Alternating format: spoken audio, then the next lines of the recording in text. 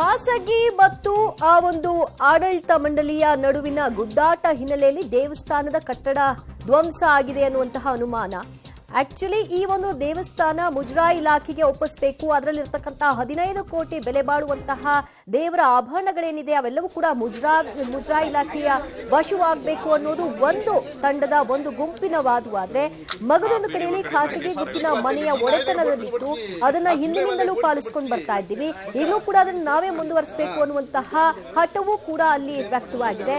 So ಈ ಎರಡೂ ಬಣಗಳ ಒಂದು ಗುದ್ದಾಟದ ಹಿನ್ನೆಲೆಯಲ್ಲಿ ಈ ಒಂದು ಪ್ರಕರಣ ಆಗಿರುವಂತಹ ಶಂಕೆ ಕೂಡ ವ್ಯಕ್ತವಾಗ್ತಾ ಇದೆ. ಸ್ಥಳಕ್ಕೆ ಪೊಲೀಸ್ ಅಧಿಕಾರಿಗಳ ತಂಡ ಬೀಡು ಬಿಟ್ಟಿದೆ.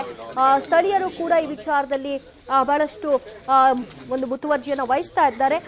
ಒಂದು ಇತ್ಯರ್ಥ ಆಗಬೇಕು ಈ ಪ್ರಕರಣದಲ್ಲಿ, ಇಲ್ಲದಿದ್ರೆ ಹೇಗೆ ಈ ರೀತಿಯಾಗಿ ಧ್ವಂಸ ಮಾಡ್ಕೊಂಡು ಹೋದ್ರೆ ಅನ್ನೋ ಆಕ್ರೋಶ ಕೂಡ ವ್ಯಕ್ತವಾಗ್ತಾ ಇದೆ.